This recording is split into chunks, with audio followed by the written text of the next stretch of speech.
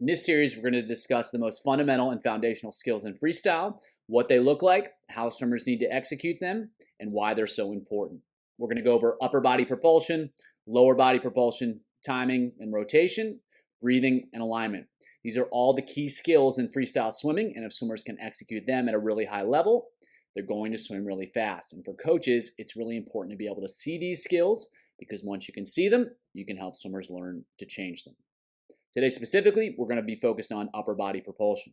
We're going to try to keep things simple and focus on the big outcomes that we're looking to accomplish so that we don't get lost in the weeds, so that we can be really clear about what's important, why it matters, and what we need to do about it. So what we're going to cover is what needs to happen to create propulsion with the upper body.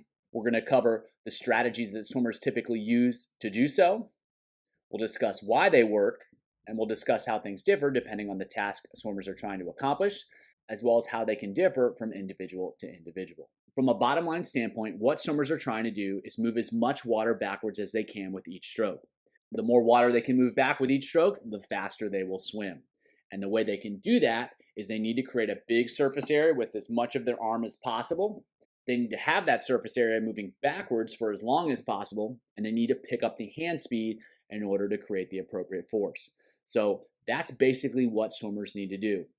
Big surface area, long period of time, accelerate the limb. And if they can accomplish that, then they're going to swim fast. So let's examine what that looks like when actually swimming. So we'll take a look at distance freestyle first, because as I alluded to, the distance that swimmers are swimming, the task they're trying to accomplish, will influence how they choose to create propulsion with the upper body. So as we'll see with this athlete, the first thing is to create a big surface area. So as you can see here, the whole forearm is facing backwards. And if it moves backwards, that means the body is going to move forwards. So he's got a great position here, and he's going to move it backwards for as long as possible. So now what the second thing I want you to pay attention to is, see this position he's in? He's going to maintain it all the way through the back of the stroke. And so we've accomplished two objectives so far. One, it's a big surface area moving backwards. We've got this position here. If he was just using the hand, you'd have kind of the dropped elbow position, which is what people refer to often. And again, all that really is you've created a much smaller surface area, and that's why it's a problem. So he's got this big surface area. It starts in front of his head. It moves straight back to his hip. So we've got a big, long distance that he's moving water backwards over. And then the last piece is, if you watch, there's an acceleration. So I'm going to go frame by frame here. The hand speed really picks up through the back of the stroke, and so you've got the acceleration too. So big surface area, long range of motion, accelerating hands. And if you watch, people think the arm pull is pretty complicated. It's not. There's not a whole lot going on. He just gets into position. He gets the surface area facing backwards and then just moves it all backwards. And that's all that really is happening. And so with each stroke, swimmers are trying to get a big surface area, and that's where the high elbow position, early vertical forearm, all that stuff, all that really is doing, all that's talking about is a big surface area. So big surface area, moving backwards, accelerating limb speed. That's all it really is. So we'll take a look with a sprint athlete, and we'll see the same principles, although what he does specifically is going to be a little bit different. So hand enters. You've already got big surface area moving backwards. It's not quite as significant as the other athlete, but it's still a big surface area. Everything's moving backwards, and especially now that he gets in this position, you can see from the hand all the way up to the shoulder, everything's moving backwards, and then it stays moving backwards. Even here, you can see forearm and hand are facing backwards. And so from route here all the way back through there, there's a big surface area facing backwards and moving water backwards so he can move forwards. Next, we'll take a look at the limb speed, and this is just frame by frame. You can see it just picks up towards the end of the stroke. There's an acceleration of the limb. It moves from slower to faster over the course of it. And you can see the hand speed picks up through the back of the stroke. So we've got the same principles in action: a big surface area, a long range of motion, and an accelerating pull. And that's ultimately what swimmers need to accomplish. And if swimmers can accomplish that, they're going to move a lot of water backwards with each stroke, and they're going to move themselves forward with each stroke. And if you've been paying attention, you've noticed that these two athletes are not using the exact same strategy. They're using the same principles, but it's different. And that's because they're swimming different events. The task that they're performing requires different strategies in order to optimize performance. So when the sprint athlete, they don't have time to wait. So they're going to start initiating the pull immediately. And that tends to result in a deeper pull. Now, because they're swimming over a shorter distance, they actually want to have a deeper pull because that allows them to get a little bit more leverage in the water. The flip side is that position uses a lot more energy. It requires a lot more force, but it can create speed. But because the distance is so short, it doesn't really matter in this case. Energy conservation is not so much of an issue. Maximizing speed is what we want. And so that's going to require a strategy that's maybe less efficient, but it's more effective. And so you tend to have a little bit deeper pulls, a little bit straighter arms, and you don't have any hesitation in the front of the stroke. In contrast with this athlete, there's a lot more patience. The pull is shallower. You can see that the elbow is much closer to the surface, and there's not as much limb speed. So that creates a really efficient stroke. There's no wasted energy. He's using a pull that requires less force, and that allows him to sustain his speed over the course of a race he's swimming, which in this case is the 1500. So he's using the same principles with slightly different strategies because he has to focus on sustainability. He has to be able to hold his speed as opposed to just create a lot of speed over a short period of time. And so what you'll see is distance swimmers tend to use more of this strategy. They'll have a shallower pull. They'll have a more patient pull. That allows them to create a lot of speed, but with a much lower energy cost. And so it's no coincidence that swimmers are selecting these strategies. It's because they're more effective for a certain event. However, the principles are the same. It's still big surface area. It's still long range of motion. It's still accelerating hand speed. Another important idea is that individual swimmers swimming the same events will still often display slightly different strategies. And that's because they have different bodies. They may have longer limbs, they may have shorter limbs, they may have more range of motion in their joints, they may have less range of motion in their joints, they may have more strength in specific muscles, they may have less strength in specific muscles. And again, while they use the same principles, you'll probably see some variation from swimmer to swimmer. And so we've seen this athlete swimming distance events. Now we'll take a look at this athlete. And so there's less pause in front, there's less gliding. However, there's still a shallow pull. The elbow stays pretty close to the surface. There's still some patience out in front, and they're still following the general principles. There's a big surface area established right here, and it's held throughout the stroke to right here, and there's an acceleration of the limb. And so you have two athletes that are equally successful. They're swimming the same event, and they're using the same principles, but they're applying them slightly differently because they have different ranges of motion. Something is different about these athletes. It's hard to know exactly what that is and why that results in certain changes. However, it's important to understand that these things happen and there will be individual differences even though they're using the same principles, and they may be using the same principles equally well. It's just different, suited for their own needs. And the same thing applies in sprint events. And so if we watch the two athletes in the screen here, we'll see that they use slightly different strategies. The athlete in the back drops the elbow a little bit more and has a little bit less patience in the front of the stroke. That's not necessarily good or bad. It's just going to be different. And so you see the same things happening in the sprint events as you do in the distance events. There's going to be slight differences and sometimes even significant differences, but they're still following the same basic principles. They're just using a slightly different strategy because it's going to be a little bit more effective for them. Upper body propulsion, at the end of the day, is not particularly complicated. Swimmers are trying to move as much water backwards as possible, and the way they do that is by creating a big surface area with the whole arm, using as much of the arm as possible. They're going to establish that surface area as early as they can, and they're going to move it back for as long as they can, and they're going to accelerate the limb throughout that whole pull. And when they can do that, they're going to maximize the amount of water they can move backwards with each stroke, which maximizes the speed that they can create in the water. We're going to talk about lower body propulsion and the kick. And so there are 4 different things that we are going to talk about. One is what tends to actually happen with the kick in terms of the actual skill of it. And then we're going to talk about the 3 different functions that the kick serves. And that is to, 1, help swimmers move forward through the water, create propulsion that moves them forward. The second is to create some propulsion to keep the hips up a little bit. And then the third is to create propulsion to help swimmers shift from side to side to facilitate their rotation. So we'll take a look at all those things. Again, we'll start with what's actually happening with the kick. So when a lot of coaches talk about flutter kick technique, you hear people talk about the kick from the knees or the kick from the hips. And what's actually happening is that swimmers are doing both at different times and in different ways. And so what we're going to take a look at is what is actually happening with the kick and how the down kick is actually pretty different from the up kick. And if swimmers try to focus on kicking from the hips or kicking from the knees, it's probably not going to work out too well. So it's pretty hard to see what's actually happening at speed, but we take a look at it in slower motion. You can see that the knee is going to bend here, the down kick, and the knee is going to come forward, and then there's going to be a kick from the knee there. But watch the kick up, the leg's straight, and then it bends here, but that's because the knee is already coming back forwards. So what's happening is that swimmers are kicking from the hips and the knees. So when they recover the kick right here, you can see that's the end of the kick, and then recovering it, they're pulling the leg up straight.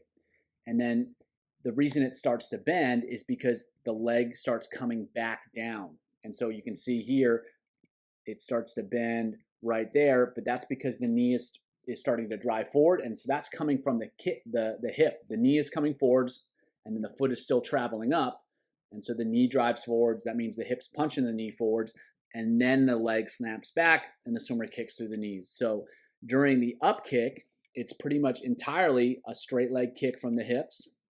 Then from the down kick, it starts from the hip right there.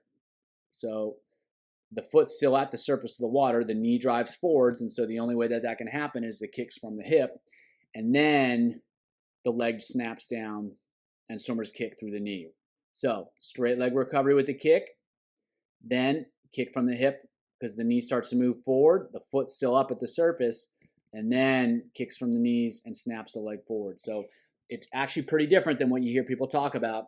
It's a straight leg recovery and then a whip down, and that's how the kick actually works.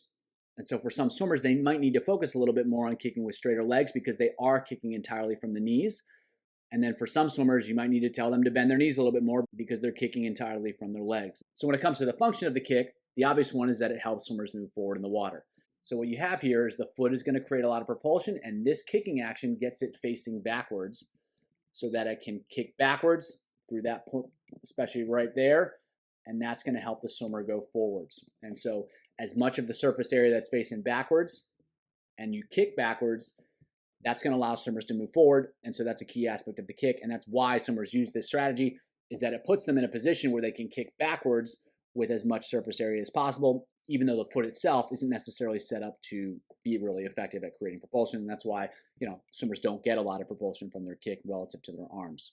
That's also why you tend to see swimmers with big floppy ankles be really effective kickers, because they can get that ankle bent, they can get the foot facing backwards, and they can kick from there, and that's going to be a lot more effective than someone that's got cinder blocks for ankles. So the kick helps swimmers move down the pool by creating propulsion as well.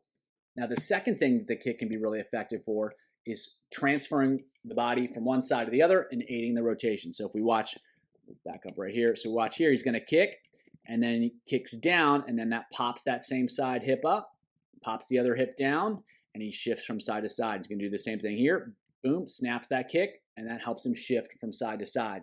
And so it takes a lot less energy if he can use the recovery of the arm and the opposite leg kick to kind of throw things to the other side than if he was trying to literally muscle his way from side to side. And so it allows for a lot more rhythm, a lot more effective timing, a lot less energy if he can switch from side to side using the kick. So right there, he kicks down and he kicks out to the side a little bit, and that pops the hip over to the other side. Same thing here is pop, and that shifts the body from side to side. And so that's another really important aspect of the kick that can be really effective, is that it's really useful for helping swimmers shift side to side and improve their timing. And that's one of the reasons why swimmers will almost always fall into a 2-beat or a 6-beat kick, because 2 of those kicks are helping facilitate the side-to-side rotation. And so when you see swimmers that really have no connection between their legs and what their body's doing, they're not doing this well. There is no connection. They're not using their legs to shift from side to side. So we'll take a look at it one more time. It's just kick down, and that pops the hip up and over to the side, and then kick down, and that pops the hip up and over to the side. It can be really effective for helping to establish rhythm and for helping to establish rotation. So last benefit of the kick here is that it can help to keep body position effective and keep body position right at the surface. And so as we talked about, the foot is trying to move water backwards, but it can only do so well for so long, but he still kicks. And so what that's going to do is he's going to kick down. And so if he kicks down, something's going to go up. And so the more swimmers are kicking vigorously, that can help to keep the hips up at the surface a little bit more. and that's going to be effective for maintaining their body position and keeping it up at the surface. From my perspective, it's not something that swimmers necessarily need to focus on trying to do or trying to do well. It tends to happen automatically. And if they're doing any sort of vigorous kicking, it's either going to help them move forwards because they're able to get water moving backwards, or it's going to help them stay up because they're kicking down. Because of the shape of the foot and the anatomy of the leg, there's always going to be a preference to kicking down. And so it's going to pretty much happen naturally. And I don't think it's necessarily something that needs to be focused on from a skill perspective, but it is something that's happening, and it's important to be aware of that. And so at this point, he's pretty much kicking straight down, and that's going to help keep his hips up a little bit, and every little bit can be effective at creating speed. And one of the reasons you tend to see a more vigorous kick in sprinting especially is because when swimmers pull, especially in the front half of the stroke, that actually drives their hips down a little bit, and so the kick has to counteract that. And so if the kick's not counteracting that, the hips are going to drop, and it's going to be harder to execute that pull. And so in this way, the arms and the legs are working together. So as a quick recap, the legs are important because they help to maintain alignment, they help to create propulsion, and they help to maintain rhythm by shifting the body to side. And that's why you see swimmers just completely fall apart when the legs go, is because they lose all these functions. And it's not so much that the legs are creating so much propulsion, but that they're doing all these other things, and the stroke can really fall apart when the legs aren't there. And when working with swimmers to improve their kick, remember, it's not just coming from the knees, it's not just coming from the hips, it's coming from both at different parts of the stroke. So it's the timing of the hip and knee actions that are ultimately going to result in a great kick. And what swimmers need to do a good job of is pulling the leg up straight, letting it snap back down, and then whipping the foot to follow through. So hopefully that was helpful. Hopefully that gives you a better understanding of the kick, how to do it, and the role that it plays in freestyle. If swimmers can improve these qualities, they can improve their kick, they're going to swim a whole lot faster. And so we've talked about upper body propulsion, we've talked about lower body propulsion, and now we're going to talk about timing and rotation. So there's kind of three different pieces that we need to discuss to really get a sense of what freestyle timing is all about. And so the first part is the arm-to-arm timing and how that changes depending on the speeds that swimmers are swimming. The second is the real purpose of rotation, which is to recover the arms, and we'll explain a little bit more about that and how that influences timing and how that changes with different speeds. And then we'll talk about timing in terms of the rotation and the pull, which is actually pretty similar regardless of the speed that swimmers are swimming at. And we'll take a look at what that looks like as well. So let's get into it. So when we take a look at distance freestyle, what we see is overlap timing. And you can see right here, both arms are in front of the body at the same time. And that's what's considered overlap because the arms are overlapping in the front of the stroke.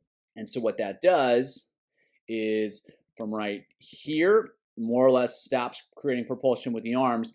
There's a gap in propulsion until probably right about there where no propulsion is being created with either arm. And so when the arms overlap in front, the drawback is that you have gaps in propulsion.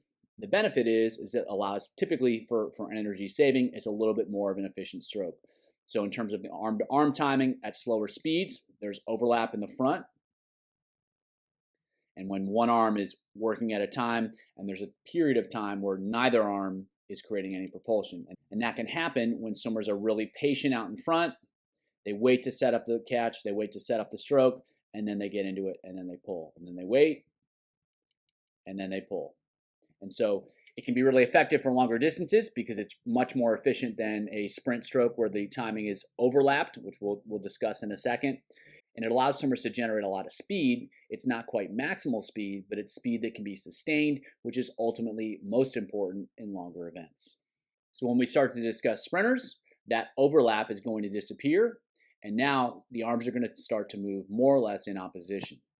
And so when one arm is in the back of the stroke, the other arm is in the front of the stroke, and then switch to the other side. And so the benefit of that is that the gaps in propulsion between the arms start to disappear. So, and we remember the distance swimmer, there was a period of time where no propulsion was being created.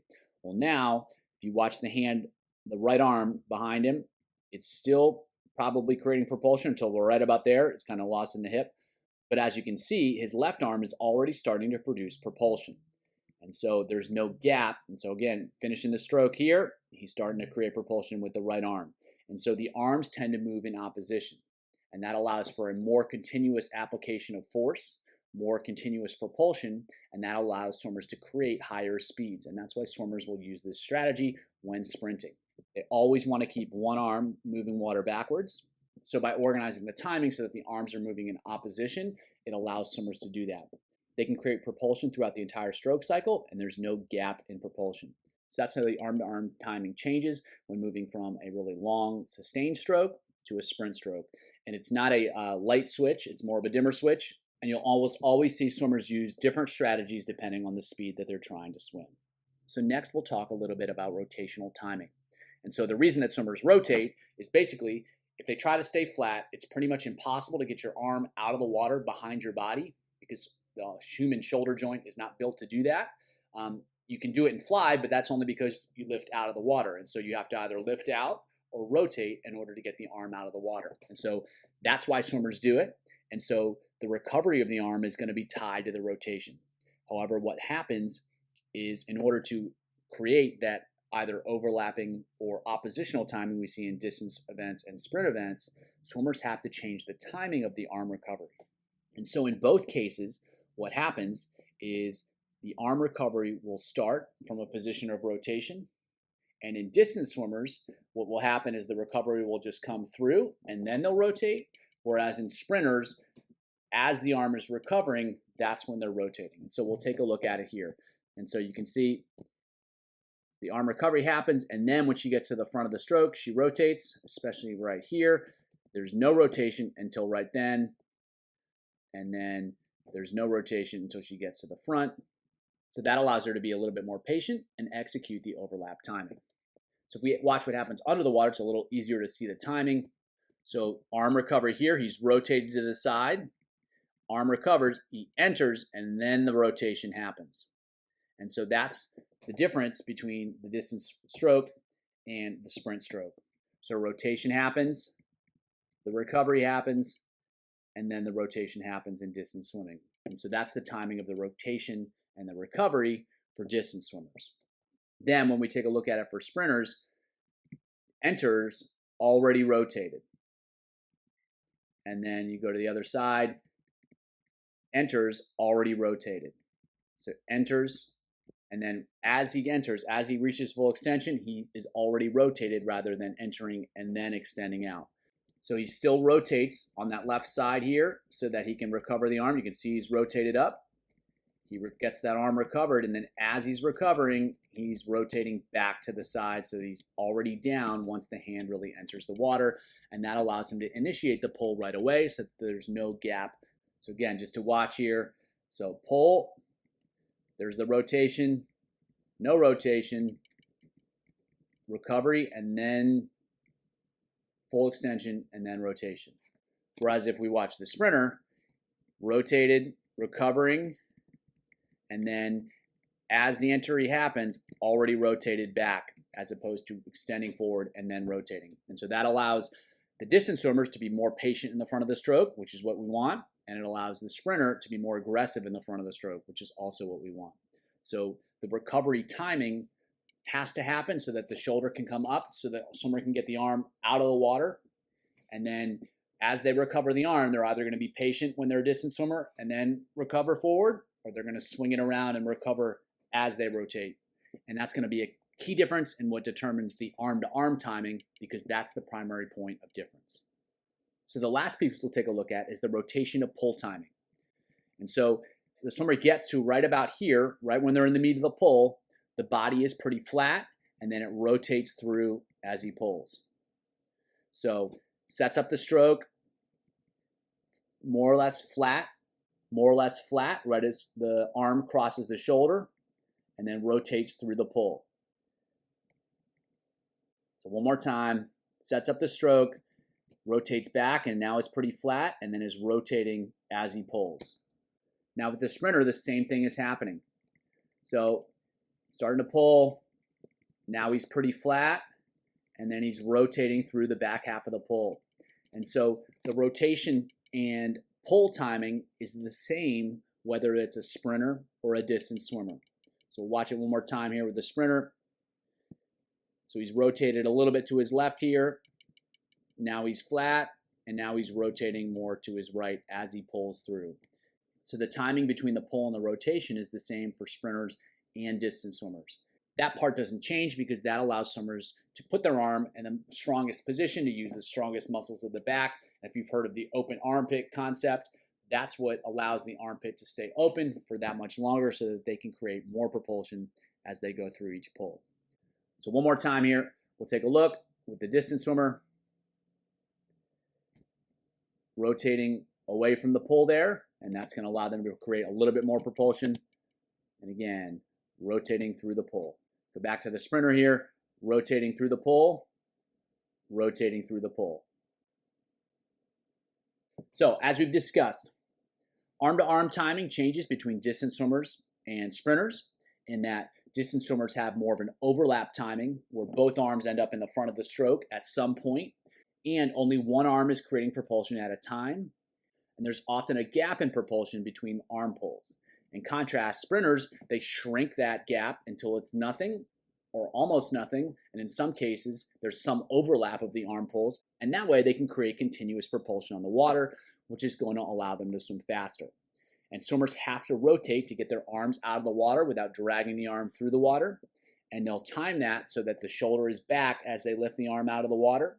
So distance swimmers will keep it there, reach forward, and then rotate after they enter, whereas sprinters will swing it around, and as the arm is recovering, that's when they rotate so that they can create propulsion right away and eliminate that time gap. And so the biggest change that comes in timing is the timing of the arm recovery and the rotation, and that allows distance swimmers to be more patient in the front of the stroke and allows sprinters to be more aggressive in the front of the stroke. And then once it's time to pull, both swimmers are going to pull at the same time relative to their rotation so that they can get a really strong pull and take advantage of the muscles of the chest and the back for as long as possible to create as much propulsion as possible with each stroke. Timing can seem really complicated, but in truth, it's actually pretty simple. All you got to do is remember those 3 key timing points and the differences between sprinters and distance swimmers, and you'll be good to go. So breathing is pretty simple, and that all swimmers really need to do, they need to breathe low, they need to breathe straight, and they need to breathe fast. And so if they can achieve those 3 objectives, they're going to be really set for having a good, fast breath. And so the issue is when swimmers lift their head, down go the hips, and when swimmers pull their head to the side, that means the shoulders are going to go to the side, the hips are going to go the other way, and then when they bring the head back, the shoulders are going to come back, the hips are going to go the other way, and now they're wiggling through the pool. And obviously, the more extreme these movements are, the more problematic they're going to be. However, even really subtle movements, that lifting the head, pulling it to the side, and leaving it out a little bit too long, they're still going to have an impact on speed. And so the more swimmers can keep things really straight, really low, and really fast, the more effective they're going to be. So we'll get started looking over the surface, and the first thing I want you to pay attention to is how fast the breath is. And so the breath is quick here, and then it's back down. It's quick here, and then the head is back down before she's even recovered the arm. And so the breath is really fast, and that's going to be important because any error that's made is going to be magnified the slower the breath is. And so if the head is lifted and it's lifted for a long time, it's going to be worse than if it's lifted and held up for a small amount of time. And likewise, if it's pulled to the side and it stays there, that's going to be a lot more problematic than if it goes out to the side and then comes back really quick. So this athlete does a really good job of getting the head back down quickly, as you can see here. Second thing, you'll notice that the head lifts up slightly to breathe, but it's not excessive and it's not hanging out there at all. And so it lifts just enough to get some air, and then it's going right back down. And so there's not a whole lot of up and prolonged up action of the head. And the second thing is the head doesn't pull to the side either. It's coming straight through, straight forward, and it's not going out to the side. So again, this breath is low, this breath is fast, and this breath is straight, and it's going to cause a lot less problems with body alignment. It's going to cause a lot less problems with rhythm, and it's going to be a lot more effective in creating speed. And so breathing doesn't have to be complicated. It just needs to be straight, it just needs to be low, and it just needs to be fast. And swimmers can focus on that. They can execute that skill. Freestyle breathing is going to be a lot more effective. So we'll take a look at the same swimmer here under the water. And as you can see, the head lifts up slightly to breathe because it has to come out of the water to get some air, but the whole head is not coming out of the water. You can still see a huge part of her head is still under the water here. The head is just turning enough and lifting enough to get the head clear of the water. The second thing to pay attention to is how fast the head gets back down. And so right there, her head is back down in alignment before the hand gets back in the water. And again, you can see from this angle, the head's not moving to the side. It's not pulling to the side. There's no lateral movement in the stroke as a result of the breath. And so a good clean breath here. Head stays low, breath stays straight, and it happens pretty fast. So sprinters are obviously not going to be breathing in 50-meter races. However, they do need to breathe in 100 freestyle races, and a lot of times they're breathing every 2 strokes. So in order to maintain their speed, their breathing is going to have to be really effective and really fast. And if they lift their head, they pull it to the side, one, that's going to disrupt their alignment and slow them down. But two, it's going to take more time. And the more time that they take breathing, the slower their stroke rate's going to be and the slower they're going to swim. So they have to breathe really effectively. They have to breathe pretty tightly.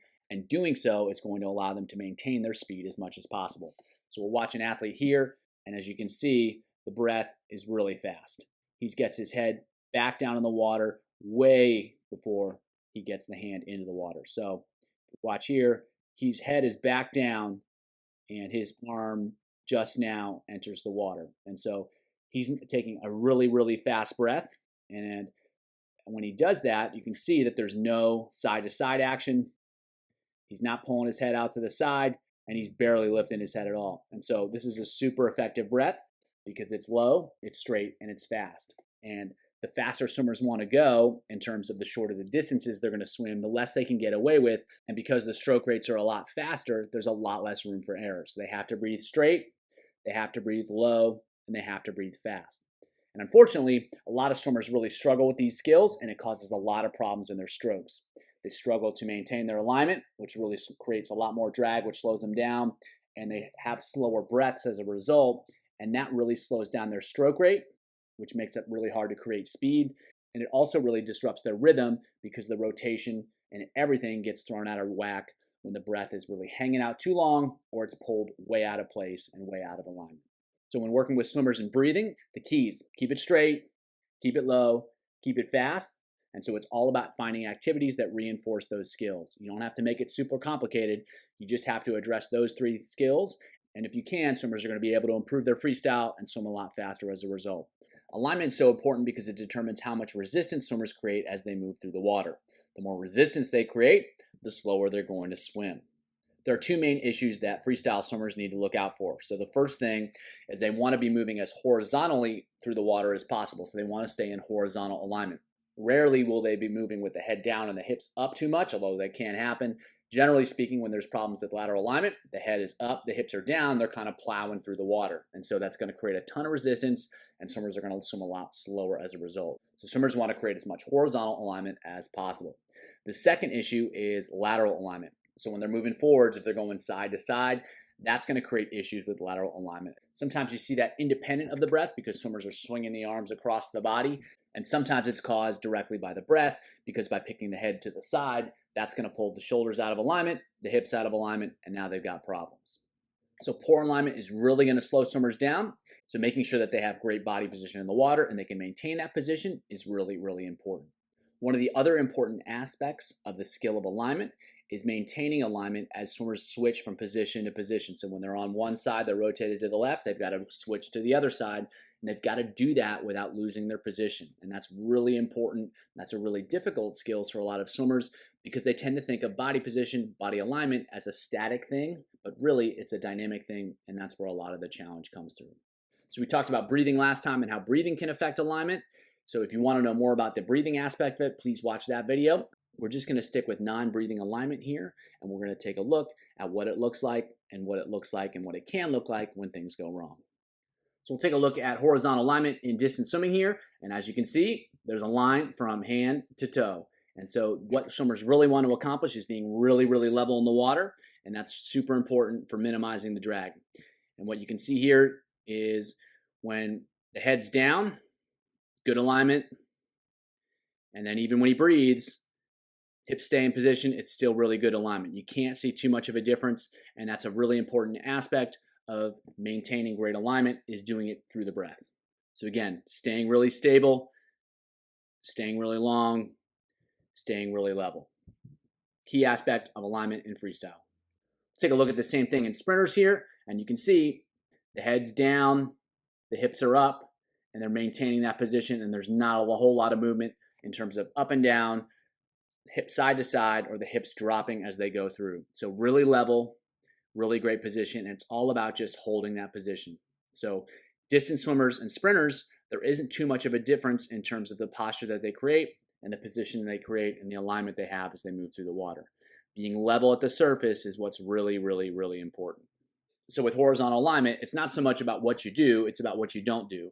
And what swimmers really need to focus on, and what we need to help them work on, is finding a position where they can be level, the hips are up at the surface, and everything is moving straight through the water, and that they're able to maintain that position when they're going at really high effort levels. Now, when it comes to lateral alignment, what we want to see is that the shoulders aren't moving side to side, they're rotating, and everything's moving straight through the surface. So take a look at this swimmer here, and as you can see, shoulders are rotating, but they're not going side to side. And she does a great job here through this breath. You can see the head stays right on line. There's zero side to side motion. And as a result, if you watch the shoulders here, they're cranking back and forth. They're still cranking back and forth, but they don't slide out to the side when she takes that breath. So she's got great lateral alignment, and she does a really great job during the breath, which is something that a lot of swimmers struggle with. So again, just coming straight through, hips aren't moving side to side, shoulders aren't moving side to side, everything's moving forward. And she actually breathes to both sides, and you still see the same thing. So head's down and level, still head's right in the same position, and it comes right back, and it's really smooth like that. So again, pay attention to the hips this time. You can see from side to side, they're rotating, they're moving, but they're not moving side to side. So shoulders are in line, head's in line, breathing's in line, hips are in line. And so what you can see sometimes is either because of the breath or just in general, the shoulders start moving, the hips start moving, and then they're creating a whole lot more resistance as they go through the water. And that's going to be really problematic because that's going to create a lot more drag and it's going to slow them down a lot. So being really good about rotating instead of turning side to side in order to get the range of motion through the shoulders is really important to minimize the impact of drag. So to touch on the last piece, we'll talk about maintaining position as they go through the water. So what I want you to pay attention to here is the hips are staying right at the surface, the head and the shoulders staying right at the surface, and everything is happening smoothly and rhythmically. As he transitions from body position to body position, there's not a whole lot of extra movement or unnecessary movement. He maintains really great alignment. So everything is level in the water. He's still keeping everything moving forward, and it's a dynamic position because he's shifting from side to side, but it's still one that's stable and minimizing the creation of resistance, thereby minimizing drag and helping him go fast. So maintaining great alignment is not a static skill, it's a dynamic one, and swimmers have to be able to manage that and hold their position even though they're doing all these other things with their limbs that can affect what they're doing with their body. And if they're able to do that successfully, they're going to swim a lot faster. So we'll take one more look at this swimmer here. And again, you can see that everything is happening really fast. It's happening dynamically, but she's still doing an excellent job of maintaining her alignment. Her head's staying down.